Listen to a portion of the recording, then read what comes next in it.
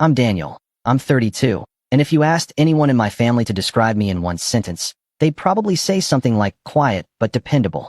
That's the role I've always played, reliable older brother, the guy who helps move couches, fixes leaky faucets, picks people up from the airport, and never makes a scene. I'm the one who gets called when the power goes out or the Wi-Fi's down, not because I'm some tech genius or handyman, but because I always show up. Always. I don't argue, don't complain. I just do it.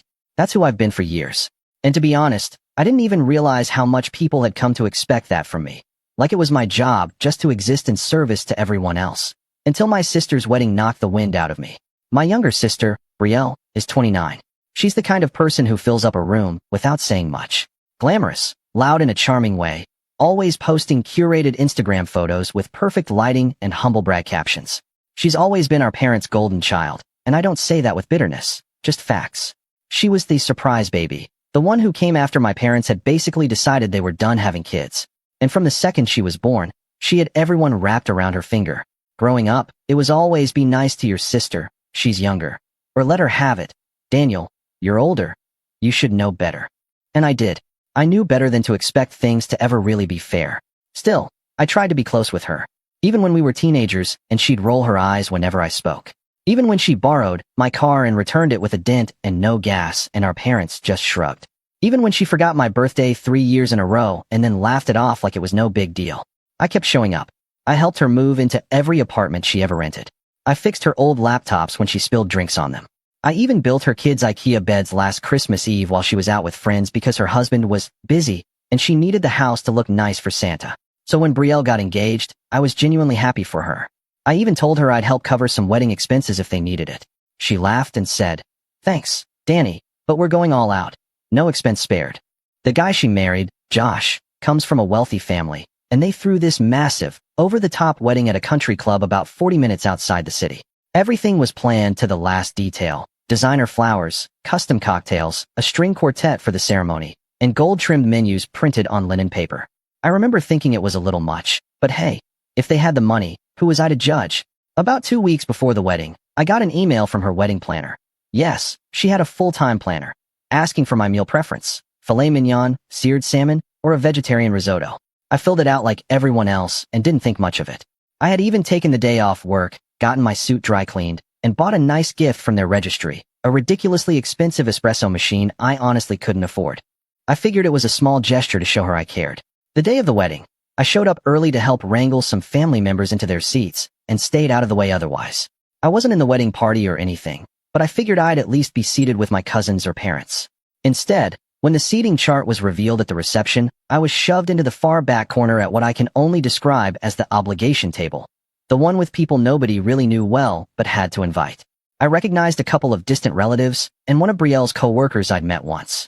No place card, no greeting, no explanation. I told myself it was probably a mistake. Then the dinner began.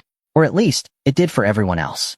Servers started bringing out trays to the tables. White-gloved hands lowering plated meals with gleaming silverware, salads drizzled with balsamic glaze, wine glasses being refilled with practiced ease. And then one of them walked up to our table, looked down at the list in her hand, and hesitated. After a pause that felt like it lasted forever, she leaned down and placed a single paper plate in front of me. Not even one of those fancy heavy-duty ones. This was a bendable, no-frills white plate with what looked like half a scoop of potato salad and a slice of unbuttered bread. No silverware. No napkin. Just that. I blinked, honestly thinking it was some kind of weird joke. I looked around, and nobody else had one. Every single other person, every guest, every +1, even the DJ, had full place settings. I sat there for a moment, frozen. That's when Brielle walked past with her new husband on the way to the head table, her champagne glass in hand. And when she saw me staring down at the plate, she smirked. Not smiled. Smirked. Then she leaned over, and in the voice of someone who thinks they're being clever, whispered, "Be grateful we even invited you." I laughed. Not out loud, not bitterly, just this soft, stunned exhale. I didn't say anything. I just reached into my jacket pocket, pulled out my phone, and took a selfie with the plate. Her smirk faded a bit when she realized I wasn't reacting the way she expected. I didn't ask questions. Didn't cause a scene.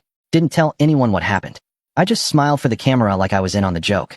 The rest of the night was a blur. I didn't eat. I didn't even stay for the dancing.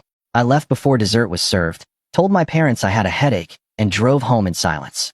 When I got there, I sat in my car for almost 20 minutes staring at that photo. Not because I was sad, though, yeah, a part of me was, but mostly because I couldn't figure out what I had done to deserve it. Had I said something? Missed something? Or was I just always going to be the guy who showed up, gave everything, and got handed scraps in return? I didn't text her after the wedding. I didn't call. I figured she'd forget all about it anyway. Maybe she already had.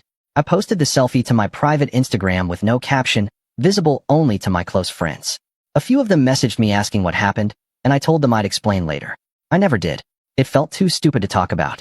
Too petty to say out loud. My sister gave me a paper plate at her wedding. Who even believes that? A month passed. Then 6 weeks. Life moved on. I threw myself into work, started going on runs in the morning, even picked up an old guitar I hadn't touched since college. And just when I thought I was done thinking about that night, just when the sting had faded enough to move on, I got a text from Brielle out of nowhere. No greeting. No apology. No reference to the wedding at all. Just one sentence. Hey, can you watch the kids for a few hours Saturday? Daycare's closed, and Josh has a golf thing. I stared at the message for a long time. My first instinct was to ignore it. The second was to reply with something snarky. But in the end, I just typed, can't. Sorry, that should have been it. But it wasn't. She texted again 2 days later. Hey, if you're free this weekend or next, we could really use you.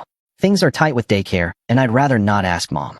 When I didn't respond right away, she sent a follow-up. We're not asking for much, just a few hours every weekend. You're good with the kids, and they love you. And that's when it really hit me. I wasn't even a person to her.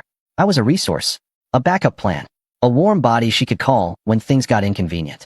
And suddenly, I wasn't just annoyed. I was furious. Not the loud, throw something kind of anger. This was quieter. Colder.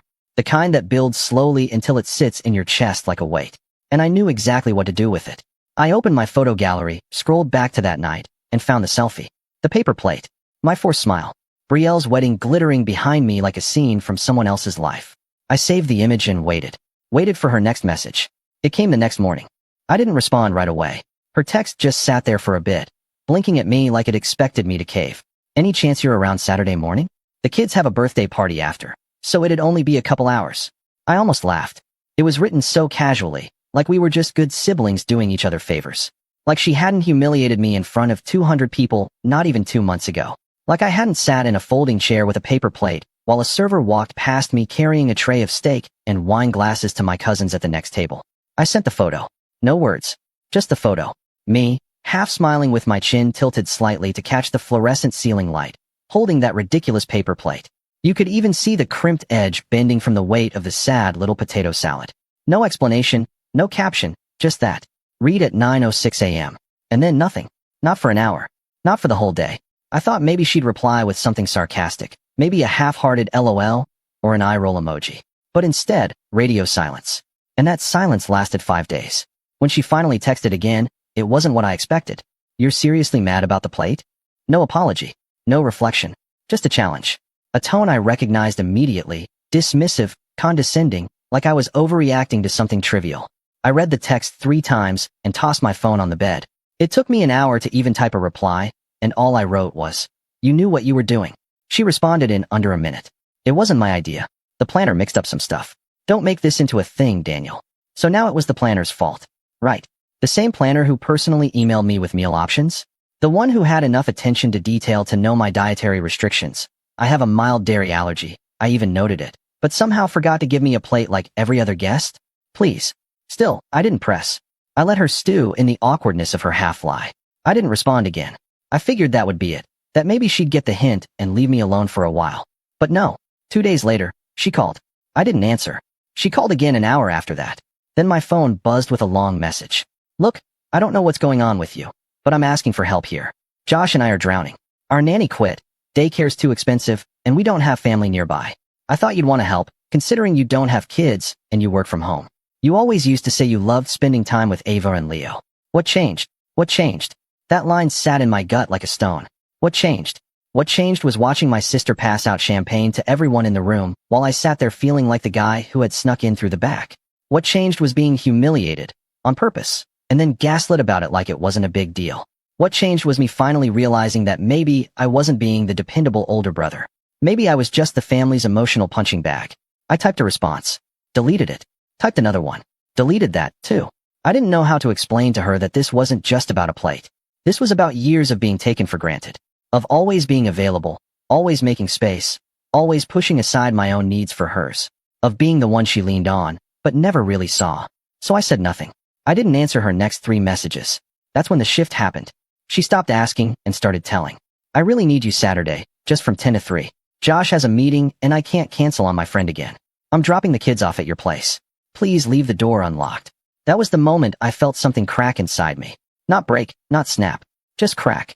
A long, slow fissure through something I'd spent my whole life building. My patience. My quiet tolerance. My ability to just take it and move on. And then, without warning, my mom called. Now, my relationship with my parents has always been, let's call it unbalanced. They weren't bad people, just highly selective with their attention. Brielle was the star, always. She was the dancer, the pageant girl, the straight-A student with the bright future. I was the quiet one, the helper, the son who never needed much. Hey, sweetheart, my mom said. Her voice was warm, practiced, the kind of tone she used when she was buttering me up for something. I just talked to Brie. She says you're having a little tiff? A tiff. A tiff. Like I'd refused to pass her the salt at dinner. Like I hadn't been humiliated in front of our entire extended family and all her friends. I stayed quiet. She's really struggling, Daniel, my mom continued. You know she wouldn't ask if it wasn't important. Josh works a lot, and with everything going on, well, you don't have kids, so you wouldn't understand. There it was. The classic line. You don't have kids. You wouldn't understand. Because apparently, in our family, having children turned you into a martyr and granted you access to a special kind of sympathy that erased all your past behavior. Mom, I said carefully. Did she tell you what happened at the wedding? There was a pause. A long one. She mentioned there was some issue with the seating, she said finally. But honey, that's water under the bridge, isn't it? It wasn't. And she knew it. I hung up without saying goodbye. It was the first time in my life I'd done that to my mom. And it felt awful. But also, necessary. That night, I didn't sleep. I laid in bed replaying every moment from that wedding. Every tiny cut from the last few years. Every unacknowledged favor. Every birthday ignored. Every holiday where I sat alone at the kid table because they ran out of space. And suddenly, I remembered something. Brielle's bridal shower. A month before the wedding, I had offered to help set it up. She declined, said her friends had it covered. But then she called the day before in a panic because her balloon arch collapsed, and her charcuterie vendor bailed last minute. I dropped everything, drove across town with my folding table, picked up supplies, and spent 4 hours slicing cheeses and rolling salami into little roses because that's what she saw on Pinterest. She posted photos afterward, tagged her friends, never mentioned me. I remembered every single slice. The next day, I blocked her number. Not just muted, blocked. Then I blocked my mom's number, too. I turned off my phone and drove to the lake an hour away. I sat there on a rock with my feet in the water, breathing, thinking, watching the sun start to dip behind the trees. It was the first real silence I'd had in weeks. That's when it hit me. She wasn't going to stop. None of them were. Because they had never been taught what my boundaries looked like. Because I'd never shown them. But now I was done. That night, I opened my laptop and created a new album. I titled it Receipts. And I started collecting. The texts. The bridal shower photos. The messages from my mom. Even the RSVP email from the wedding planner. I screenshot them all. Organized them. Labeled them. I wasn't even sure what I was going to do with them yet. But I knew I needed them. Not for revenge. Not yet. But for clarity. For proof. So that the next time someone tried to spin the story, I'd have the whole picture. But Brielle wasn't done. Not even close. Because 2 weeks later, she showed up at my apartment, with the kids. Unannounced. Banging on the door. Calling my name. Daniel. Come on, open up. I know you're home. I saw your car. Ava and Leo were with her. Leo, the youngest, had tears in his eyes. Ava looked confused. She was holding a backpack with cartoon dinosaurs on it. I just need a few hours, Brielle said through the door. Josh is out of town, and I'm going to miss my appointment. You're seriously going to let your niece and nephew sit in the hallway? I didn't answer. I just stood there behind the door, heart pounding, hands shaking. Because this wasn't about babysitting anymore. This was about control. About entitlement. About her thinking she could drop her kids at my door like packages and walk away. After 10 minutes of knocking, she finally left. But I knew, deep down, she wouldn't let it go. And that was the moment I realized. I had something she needed. Something she couldn't buy, manipulate, or guilt her way into. Access. And I was about to take that away, permanently. But not yet. Because first, she had to learn what it felt like to be ignored. Really ignored. To need someone, and know that they'd stopped caring. To finally feel what I'd felt for years. I just didn't know yet how far she'd go to get back what she'd lost. But I was about to find out. I didn't open the door. Not when she banged. Not when she shouted. Not even when Leo started to cry. I stood there on the other side of the frame, back pressed to the wall like I was the one intruding. My hand hovered over the lock more than once. Every instinct I'd trained over a lifetime of just be the bigger person wanted me to cave, to open it, to say, all right, come in, I'll take them just this once. But I didn't. I stayed still, quiet, like a ghost in my own home. Eventually, her voice faded. The footsteps shuffled away. I heard the elevator ding. Then silence. That moment, those 10 minutes, should have felt like a victory. A turning point. But instead, I collapsed onto the floor like someone had pulled the plug. All the adrenaline, all the rage, it drained out at once, and I was left sitting there in the quiet, feeling like a monster. What kind of person lets their niece and nephew cry in a hallway?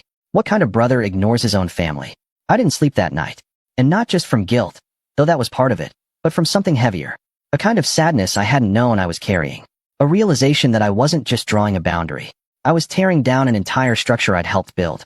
The Daniel they all knew. The one who always said yes, who never pushed back, who was dependable and invisible at the same time.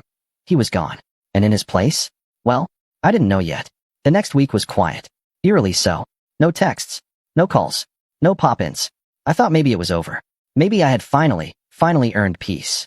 Then I opened Facebook. My aunt had tagged me in a comment under a photo from some birthday party. It was one of those chaotic family events where people eat too much cake and the kids are sticky with frosting. I hadn't been invited, of course. But that wasn't what hit me. The caption on Brielle's post read, "Thankful for family who show up when it counts. We may not have a village, but we have each other." My stomach flipped. It was so perfectly curated, so disgustingly fake. There she was, surrounded by people holding her kids, smiling like the picture of maternal sacrifice. No mention of me. No room for the truth. Just this polished image of a struggling mom doing her best with the little support she had. And the comments. Oh, the comments. "You're such a strong mama. I don't know how you do it all, girl. Superwoman. Let me know if you need a sitter. Wish I lived closer." I scrolled through them, heart pounding, jaw clenched, reading people praise her for surviving a storm she helped create. And for a moment, I wanted to comment. To write, "She has family. She just burns them out and then plays the victim." Or maybe post the photo again, the paper plate, the smirk, and let people draw their own conclusions. But I didn't. Instead, I logged out and deleted the app from my phone. Because I knew what this was now. It wasn't just about me. It was about narrative, control, image. And if I was going to truly step away from it all, I had to let go of that, too. I had to stop needing them to understand. That was the lowest point for me. Not the wedding, not the hallway, not even the Facebook post. It was that exact moment, sitting in my apartment, realizing that closure might never come. That they might never apologize. Never see it from my side. That no matter how calmly I explained, how carefully I laid out the facts, they'd twist it. Make it about their struggle, their hardship, their perspective. And I'd still be the quiet one. The one who changed. The one who snapped. I cried that night. Not for them. For me. For the years I'd spent chasing approval like it was a prize I just hadn't earned yet. For the family I thought I had. For the version of myself I had to bury just to survive. But here's the thing about rock bottom. It's quiet. And in that silence, something shifted. The next morning, I made coffee. Stared out the window. Then I opened my laptop and did something I'd been putting off for months. I updated my portfolio. See, I'm a freelance designer. Logos, branding, UI work. I've always had steady clients, but I never really pushed myself. I kept my rates low. Never marketed. Never asked for referrals. I told myself it was because I liked staying under the radar. But deep down, I think I was scared. Scared to take up space. Scared to ask for more. Scared of becoming the kind of person my family would whisper about behind my back. But now I had nothing to lose. I spent the next 3 days revamping everything. I built a new website, rewrote my bio, reached out to past clients, and asked for testimonials. I even signed up for 2 design platforms I'd always avoided, thinking I wasn't good enough. Within a week, I landed 3 new clients. Within a month, I doubled my income. And with every new project, every glowing review, I felt a piece of myself return. Not the Daniel they knew, the quiet one, but the Daniel I'd buried under years of forced humility. I started going to the gym, too. Nothing intense, just moving my body, lifting weights, breathing deeper. I changed my morning routine, started journaling, bought a coffee machine that actually made me excited to get out of bed. And slowly, I rebuilt my life. But here's the thing they don't tell you about rebuilding. It's lonely. Even when things are going well. Even when your calendar's full and your bank account looks healthy, there are moments when it hits you like a punch to the chest. They don't care. They don't check in. They don't notice. They just move on. And that realization hurt more than anything else. Because for all the talk about family, about unconditional love, it turned out mine had conditions. Quiet ones. Unspoken ones. But real. And now that I wasn't playing the role, I was written out of the script. That fall, I spent Thanksgiving alone for the first time in my life. No invite. Not even a group text. I saw photos later, Brielle hosting, of course. The table was set beautifully. Matching plates. Candlelight. Even the kids had mini place settings with gold napkin rings. I almost laughed. The irony wasn't lost on me. I made pasta that night. Watched old reruns. Went to bed early. And you know what? It was peaceful. Quiet. Mine. A few days after that, something unexpected happened. I got a message on LinkedIn, of all places, from Josh. Yeah, Josh. Hey man, not sure if this is weird, but I saw your news site. Impressive stuff. Didn't realize you were doing so well. That was it. No, sorry. No, hope you're doing okay. Just a little poke. A fishing line, thrown out to see if I'd bite. I didn't respond. Because by then, I'd learned something important. When people only reach out once you're thriving, it's not about you. It's about what you can give them. Still, I won't lie. I stared at that message for a while. I imagined responding. Being cordial. Maybe even letting him know how much that wedding had hurt me. But then I remembered Ava's confused face in the hallway. The single paper plate. The way my mom had said, "It's water under the bridge, isn't it?" And I realized, I didn't know them anything. I had my own bridge now. And I was finally learning how to cross it without looking back. What I didn't expect, though, what caught me completely off guard, was what happened next. A knock at my door. 3 months after I'd blocked her. 3 months of silence. And there she was. Brielle. Alone. No kids. No makeup. No smirk. Just standing there with something in her hands. Something that would change everything. She was holding a scrapbook. At first, I thought it was a photo album. One of those sentimental gestures you see in movies when someone tries to make amends. But as I stood in the doorway and Brielle held it out toward me with both hands, I realized this wasn't an apology. It was something else entirely. "I thought you might want this," she said, her voice lower than I'd ever heard it. No sugar, no performance. Just flat. Like she was exhausted. "You made most of it anyway." I took the book and flipped it open. Pages of birthday cards. Photos from our childhood. Drawings I'd made for her when she was 6. A wrinkled flyer from her first school play, where I'd drawn stars in the margins and circled her name. "You kept this?" I asked, without meaning to. She looked down. "Mom did. After she passed it to me, I figured you'd want it." I almost threw it out a few times, but she trailed off. I didn't invite her in. I didn't step aside. We just stood there in the hallway like two strangers who'd run into each other in front of a house neither of them belonged to anymore. "Is that why you came?" I asked. "To give me this?" She nodded slowly. But then, after a pause, added, "And to ask for a favor." There it was. I felt my jaw tighten, like muscle memory. She couldn't help herself. Even now, especially now, she only showed up when she wanted something. It was almost laughable how predictable it had become. But then she looked me in the eye and said, "Josh left." Just like that. 2 words. No build-up. No emotion. I blinked. Wait, what? He packed a bag last week. Said he couldn't do it anymore. Took the car, the guest room TV, and half the savings. I found out there's someone else. Maybe more than one. She gave a bitter smile. "You were right. About all of it." I didn't say anything. What could I say? I had no idea how to process this. Part of me wanted to feel sorry for her. Another part, maybe the louder part, felt nothing at all. Not satisfaction. Not schadenfreude. Just emptiness. Then came the ask. "I need help. Just for a few weeks. I can't afford full-time daycare, and I'm working double shifts. Mom said you might." I cut her off before she could finish. "No. Just that. A single word. No apology. No justification." She flinched. "I'm not asking you to watch them all the time," she said quickly. "Just the mornings, maybe? Until I get back on my feet. Please, Daniel. They miss you. Ava asked about you yesterday." I hated how much that line hurt. But I didn't budge. "You didn't come to see me when she asked about me," I said. "You came because you needed something." Her shoulders slumped. "I know," she whispered. "But I'm really trying." I didn't answer. Eventually, she turned and walked down the hall without looking back. The scrapbook still in my hands. I closed the door behind her and leaned against it, heart racing. Not from anger this time, but clarity. Cold, clean clarity. This wasn't about babysitting. It never was. This was about patterns. About how people treat you when they think you'll never leave. And for the first time in my life, I wasn't just walking away, I was planning something. I didn't want revenge in the traditional sense. No screaming. No public takedowns. I didn't want to burn her life down. I wanted something quieter. I wanted the truth. So I started paying attention. It began with social media. Despite everything falling apart behind the scenes, Brielle kept posting like her life was intact. Carefully framed photos of the kids baking cookies, tagged with #blessedmoments. Quotes about strength and healing. A smiling selfie in the car, clearly hiding the tension in her eyes. And the comments? Flooded with sympathy. "You're doing amazing. Josh didn't deserve you. Single mom life looks good on you."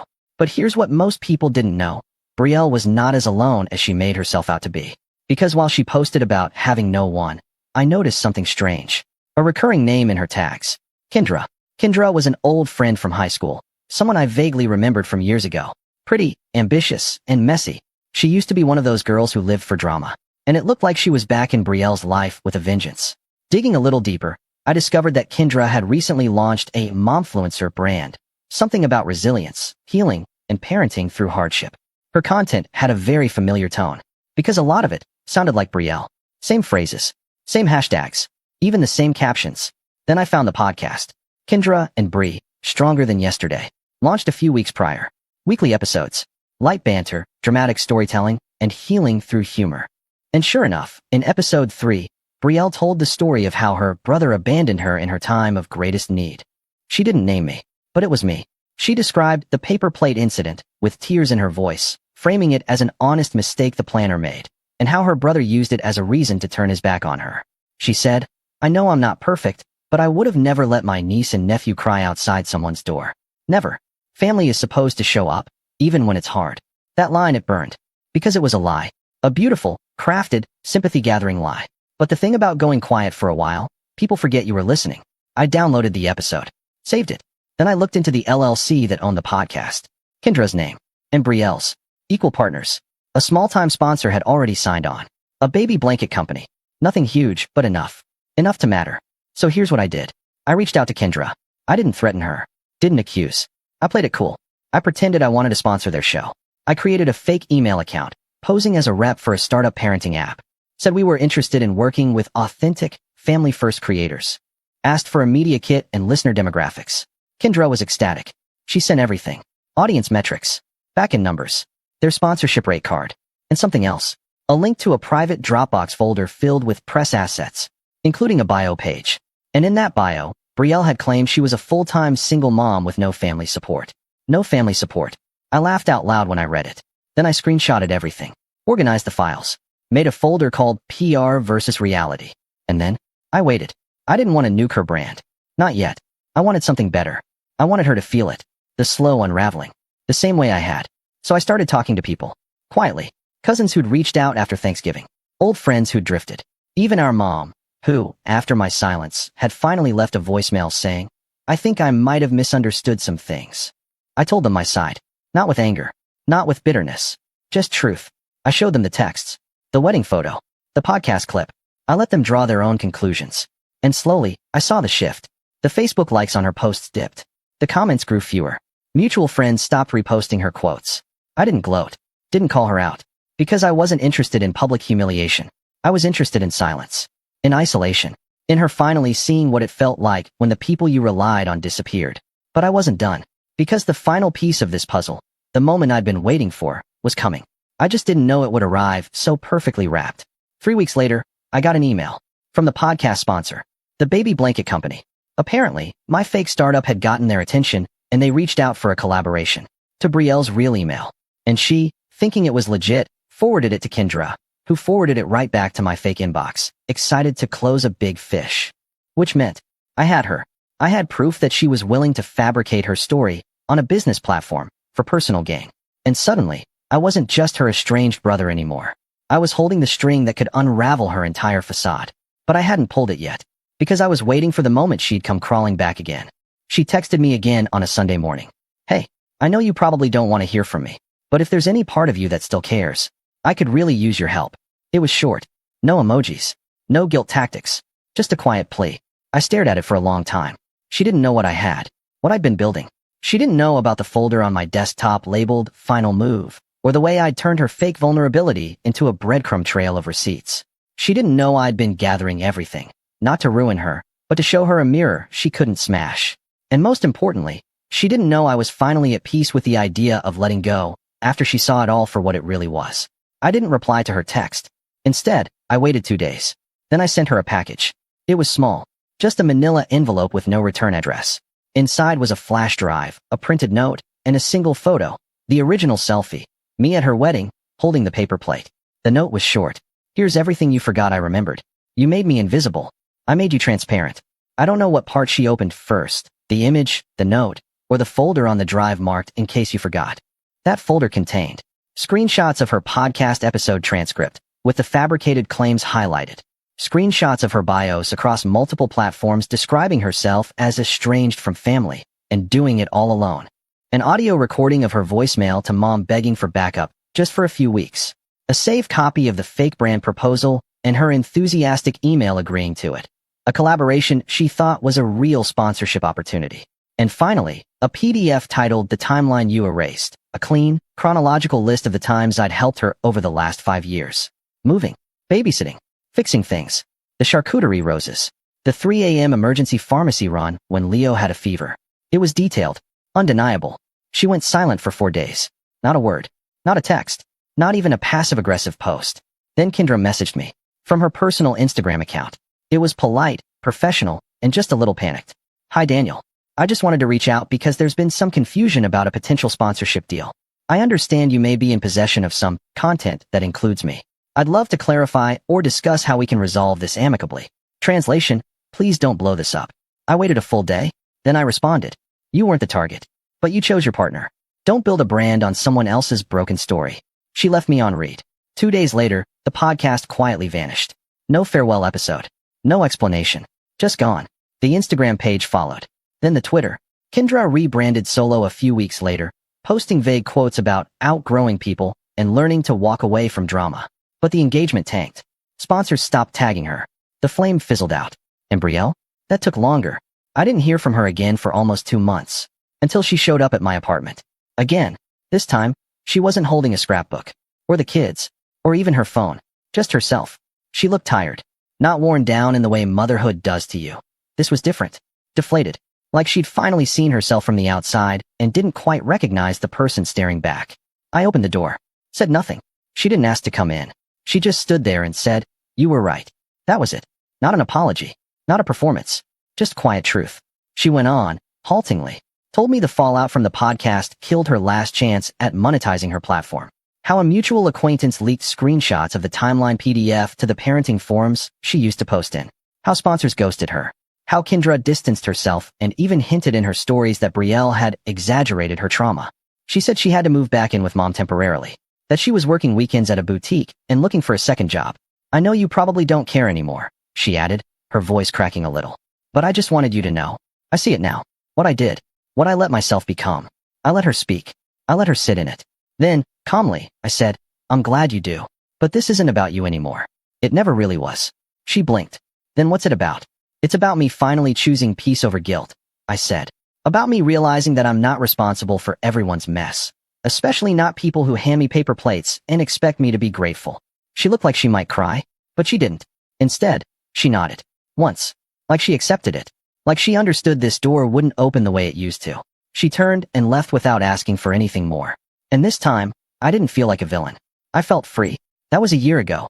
Since then, I've doubled my client base, started mentoring new designers, and even gave a talk at a conference about knowing your worth. I didn't mention Brielle, of course, but I told the story about the paper plate, about drawing boundaries, about letting go of the need to be understood. And when I finished, a woman in the front row came up to me afterward and said, I have a sister like that. I just smiled and said, most of us do. Thanksgiving this year? I spent it with friends. The kind who bring real plates.